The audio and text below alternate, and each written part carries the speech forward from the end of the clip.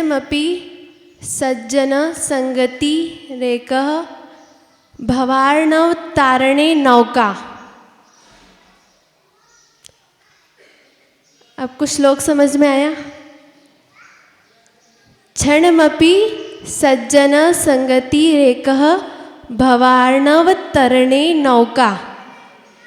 क्षण भर की भी सज्जनों की जो संगति होती है वो भव समुद्र को तारण करने के लिए नौका के समान है।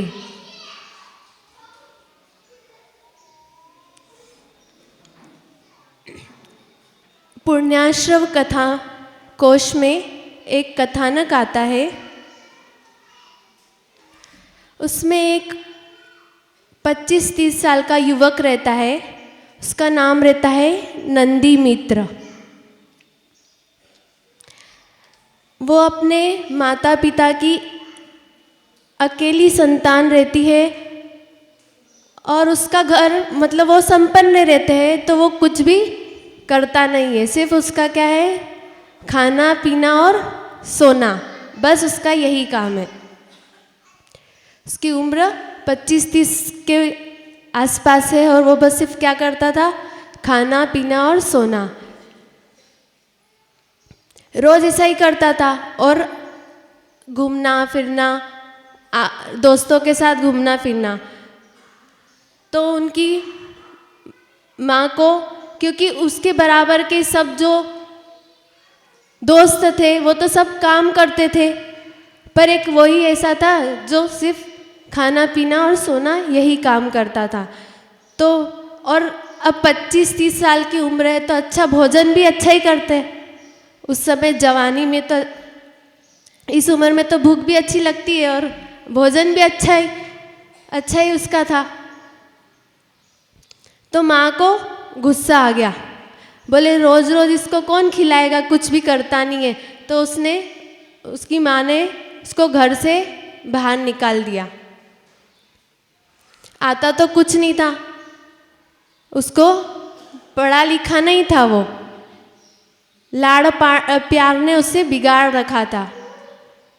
तो वो घर से निकल गया, भूखा था। उस दिन उसकी माँ ने उसे खाना भी नहीं दिया, तो वो भूखा भूखा निकल गया। रास्ते में उसको एक लकड़हारा मिलता है जो लकड़ी काटने का काम करता है। लकड़हारा उसको मिलता है। तो वो लकड़हारा को देखता है वहीं पे बैठे बैठे कि वो लकड़ी काट रहा है और उसको बेच के उससे वो पैसे कमा रहा है। तो वो उसको बोलता है कि मैं 3 दिन से भूखा हूँ, मुझे बहुत तेज भूख लग रही है, क्या तुम मुझे खाना दे सकते हो? तो वो बोलता है कि ठीक है, तुम अच्छे हट्टे कट्टे आदमी दिख रहे हो, तो तुम कुछ करके क्यों नहीं भोजन प्राप्त कर लेते? तो फिर वो बोलता है क्या आप मुझे अपने यहाँ काम पे रख लोगे? तो वो बोलता है अच्छा जवान आदमी, इससे अच्छा काम ले लेंगे। तो वो उसको अपने यहाँ नौकरी में रख लेता है। लकड़हारा अब आराम से बैठता है और वो युवक नंदी मित्र उनको लकड़ियाँ काट काट के ला के देता है। वो उसे बेचकर अपनी जीवन यापन करने लग गया। उसने सिर्फ उसके पीछे मेहताना क्या मांगा कि मुझे सिर्फ रोटी चाहिए और रहने के लिए थोड़ी सी जगह, तो वो उसको दे देता है। अब वो पहले जितना लकड़हारा काम करता था उससे वो ज़्यादा वो काम करता था, उसको उससे ज़्यादा आमदनी मिलने लग गई। ऐसा अच्छा चलता रहा। लकड़हारे का भी अच्छा उसके कारण काम चलता रहा। ऐसा होता हुआ एक दिन त्योहार का दिन था तो रोज़ तो उसको रोटी दाल सब्जी खिलाते। उसकी अब मेहनत करता है तो उसको भूख भी ज़्यादा लगती है। तो उसकी पत्नी बोलती है देखो मैं इतनी रोटी नहीं बना सकती हूँ, वो तो कितना ज़्यादा खाता है, अब तो मैं थक गई, इसको बहुत खिला दिया, अब आप इसका कोई और दूसरा व्यवस्था करो। तो वो बोलते तुम एक काम करो, रोज़ दलिया बना दिया करो। तो वो दलिया बना के ही उसे रोज़ देती थी। पर एक दिन त्योहार का दिन था, तो उसकी पत्नी को आया कि बेचारा रोज़ दलिया खाता है, आज त्योहार का दिन है, बच्चों के लिए भी कुछ अच्छा बना दे। तो उन्होंने अच्छा पकवान, पूड़ी पकवान ये सब बनाया, हलवा ये सब बनाया, उसको खाया और वो सो गया। अच्छा पेट भर के खा लिया तो उसको नींद आ गई। तो लकड़हारा लकड़ी काट के आता है और वो जैसे ही देखता है ये तो आराम से खराटे मार के सो रहा है और मैं तो काम से थक के आया हूँ। तो उसको उस पर गुस्सा आ जाती है, उस पर गुस्सा आ जाती है। तो वो उसकी पत्नी से लड़ाई करने लग जाता है। वो दोनों इतने ज़ोर ज़ोर से लड़ते हैं कि उसकी नींद उससे खुल जाती है। तो वो बोलता है आप आपस में मत लड़िए, मैं घर छोड़ के जा रहा हूँ। तो वो वहाँ से फिर निकल जाता है। घूमते घूमते अब उसको सिर्फ लकड़ी काटना आता था, कैसे बेचते हैं क्या करते हैं इसका उसको ज्ञान नहीं था। तो वो चले जाता है, वापस जंगल में जाता है। ऐसे घूमते घूमते वो 3 दिन हो जाते हैं। 3 दिन से वो भूखा रहता है। 3 दिन तक उसे कुछ भी भोजन नहीं प्राप्त होता है। तो एक समय वो थक कर पेड़ के नीचे आराम करने के लिए बैठ जाता है। तभी उसकी नज़र एक मुनिराज पर पड़ती है। वो मुनिराज आहारचर्या पर निकल रहे थे। तो वो उनके पीछे बहुत सारे श्रावक जा रहे थे, तो वो भी उनके पीछे हो जाता है। बोले ज़रूर ये महात्मा जी के पास जाऊंगा तो कुछ न कुछ तो मेरा भी काम हो जाएगा। तो मुनिराज तो अवधि ज्ञानी थे, उन्होंने उसे भव्य जाना कि ये भव्य है। तो वो उनके पीछे पीछे वो भी चलने लग गया। मुनिराज की आहारचर्या हुई तो ऐसे शरीर से तो वो अच्छा दिखता था। तो लोगों ने समझा ये ब्रह्मचारी जी है, महाराज जी के साथ आए हैं, तो उनको भोजन का निमंत्रण दे दिया। तो बोले ठीक है, बोले आज का मेरा काम हो गया। वो 3 दिन का भूखा था तो उसने भी अच्छे से भोजन कर लिया। अब आप भी बनाते ना साधुओं के लिए इतनी सारी टाइप की आइटम, तो वैसे उसने भी अच्छे से भोजन कर लिया। बोले ये मेरा अच्छा काम हो गया कि मुझे भोजन भी मिल जाएगा और इनके साथ मेरा जीवन भी निकल जाएगा, मुझे इसमें पैसों की भी कोई ज़रूरत नहीं पड़ेगी। तो ऐसे करते उनने भोजन कर लिया। फिर वो मुनिराज को वापस आके बोलता है आज तो मैं बहुत दिन से भूखा था, आज बहुत अच्छे से मुझे भोजन मिला है, तो क्या मैं आपके साथ रह सकता हूँ।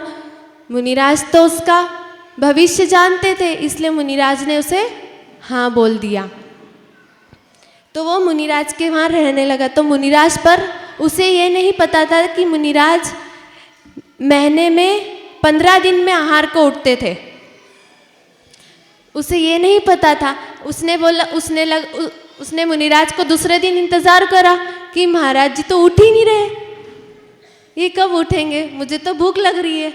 तो फिर मुनिराज को निवेदन करता है कि आप तो आहार के लिए नहीं उठ रहे, तो क्या मैं आपका कमंडल और पिच्छी ले जाऊं। तो मुनिराज उसको हाँ बोल देते। वो उनकी पिच्छी कमंडल लेकर चर्या को निकल जाता है। पर वो जिस समय निकलता है उस समय क्या होता है, आहार चर्या का समय निकल जाता है। सब लोग अपना भोजन कर लेते हैं।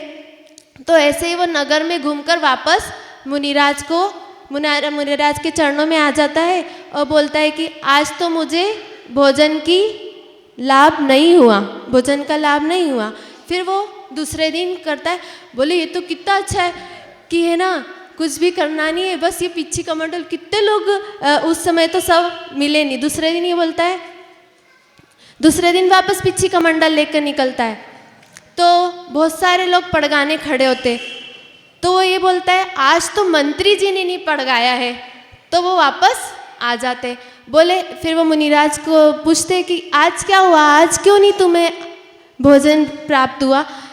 तो वो बोलता है कि आज मंत्री नहीं था पड़गाने में, अगर वो पड़गाएगा तो ही मैं आहार करूँगा। ऐसे तो बहुत सारे लोग पड़गाने के लिए खड़े थे, पर अब मंत्री नहीं था इसलिए मैं वापस आ गया, पर अब कल मुझे राजा पड़गाएगा तो मैं आहार करूँगा।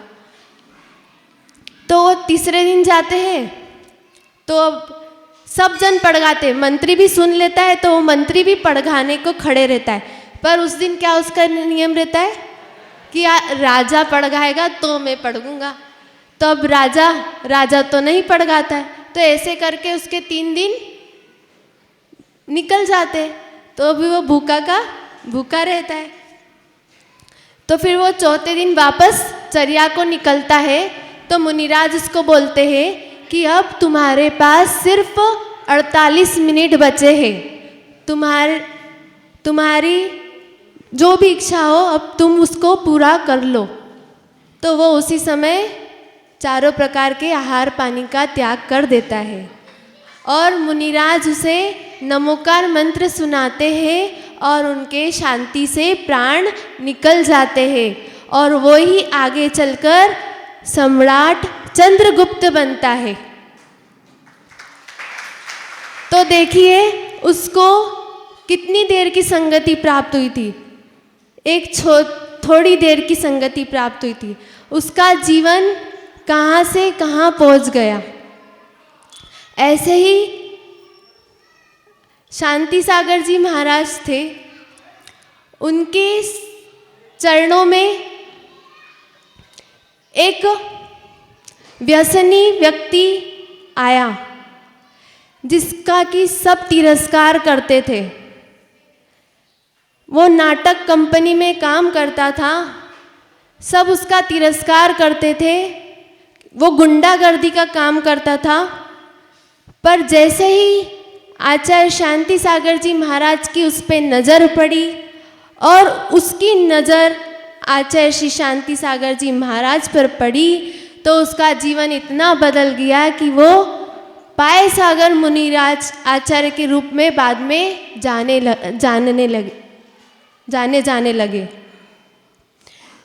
तो कहने का आशय है कि सज्जनों की संगति करो, साधुओं की संगति करो। अगर दुर्जनों की संगति करोगे तो आप चाहे मांसाहार नहीं करते हो, पर अगर आपके संगति मांसाहारी लोगों के साथ में, तो आप भी क्या गिनाए जाओगे? मांसाहारी गिनाए जाओगे।